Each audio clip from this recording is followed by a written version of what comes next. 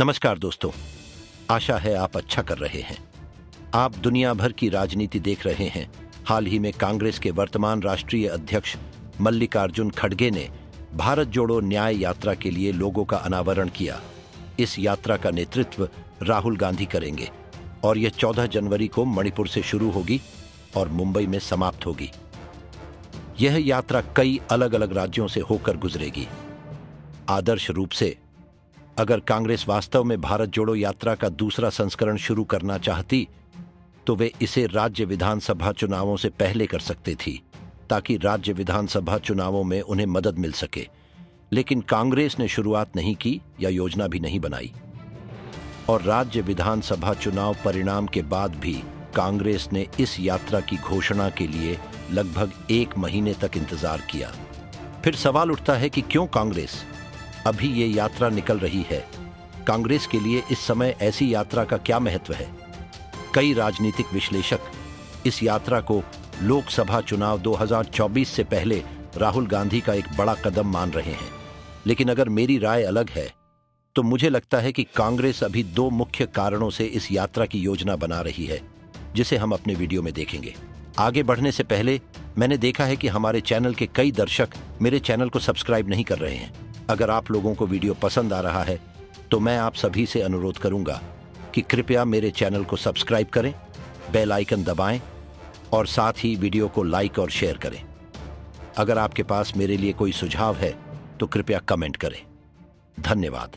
अब वीडियो की ओर बढ़ते हैं। सबसे पहला कारण है INDI गठबंधन में अन्य क्षेत्रीय दलों को नियंत्रित करना। यदि आप बारीकी से विश्लेषण करें तो इस यात्रा के बारे में सबसे बड़ा सवाल इसके समय को लेकर है और कांग्रेस वास्तव में इस यात्रा से क्या हासिल करना चाहती है। यात्रा का समय कांग्रेस जानबूझकर INDI गठबंधन की सीट बंटवारे की चर्चा से पहले रख रही है। अगर हम विभिन्न राज्यों से आ रही खबरों पर भरोसा करें तो INDI गठबंधन के भीतर कांग्रेस के लिए कोई अच्छी खबर नहीं है, क्योंकि अधिकांश क्षेत्रीय दल या तो कांग्रेस को किनारे कर रहे हैं या सीट बंटवारे में कांग्रेस पार्टी को महत्व नहीं दे रहे हैं। ऐसे कई उदाहरण हैं जो इस तथ्य को साबित कर सकते हैं। जैसे कुछ दिन पहले हमने खबर सुनी थी कि कांग्रेस पश्चिम बंगाल में 4 से 6 सीटें मांग रही हैं, लेकिन TMC कांग्रेस और वाम दलों को मिलाकर 4 से 6 सीटें ही देने को तैयार है। ऐसा ही नीतीश कुमार ने भी किया है। उन्होंने पहले ही अरुणाचल प्रदेश से अपनी पार्टी के उम्मीदवार की घोषणा कर दी है, जहां उनकी पार्टी शक्तिशाली भी नहीं है। उत्तर प्रदेश में अखिलेश यादव ने पहले ही हाई प्रोफाइल सीटों पर अपने उम्मीदवारों को अंतिम रूप दे दिया है। महाराष्ट्र में उद्धव ठाकरे समूह गठबंधन में लोकसभा चुनाव लड़ने के लिए 23 सीटें चाहता है। इन सभी उदाहरणों से एक बात बहुत स्पष्ट है कि कांग्रेस गठबंधन के भीतर सीट बंटवारे पर चर्चा से पहले अपनी सौदेबाजी की शक्ति यानी बार्गेन पावर को बढ़ाना चाहती है। कांग्रेस को पहले से ही पता है कि अगर उन्होंने तुरंत कार्रवाई नहीं की तो गठबंधन का हिस्सा बनने के लिए उन्हें कम सीटों पर चुनाव लड़ना पड़ेगा और निश्चित रूप से विभिन्न राज्यों से कांग्रेस का नियंत्रण खत्म हो जाएगा। भले ही कांग्रेस BJP को रोकना चाहती है, लेकिन वे ऐसा अपनी राष्ट्रीय स्तर की पार्टी के रूप में विभिन्न राज्यों पर अपना नियंत्रण खोने का जोखिम उठाकर नहीं कर सकते। दूसरा कारण है INDI गठबंधन के भीतर राहुल गांधी को नेता के रूप में स्थापित करना। चूंकि यह गठबंधन शुरू होने के बाद लगभग हर पार्टी चाहती है कि उनका नेता गठबंधन का चेहरा हो। ममता बनर्जी, नीतीश कुमार, अखिलेश यादव, स्टालिन, शरद पवार, उद्धव ठाकरे, लालू यादव, अरविंद केजरीवाल, सोनिया गांधी, ये सभी नाम हमने सुने, लेकिन किसी ने भी गठबंधन के नेता या PM चेहरे के रूप में राहुल गांधी का नाम नहीं सुझाया। कुछ दिन पहले भी ममता बनर्जी और अरविंद केजरीवाल ने गठबंधन की ओर से PM चेहरे के लिए मल्लिकार्जुन खड़गे का नाम सुझाया था, लेकिन कांग्रेस ने उस अनुरोध का समर्थन नहीं किया।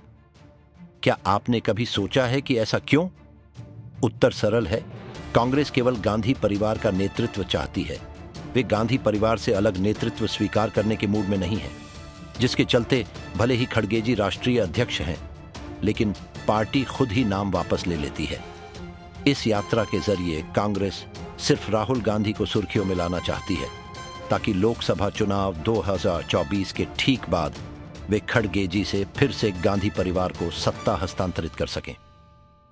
कांग्रेस यह भी अच्छी तरह से जानती है कि कि यात्रा के जरिए न तो कांग्रेस और न ही INDI गठबंधन बीजेपी को हरा सकता है, लेकिन यात्रा के साथ कांग्रेस राहुल गांधी को समझदार नेता के रूप में स्थापित कर सकती है।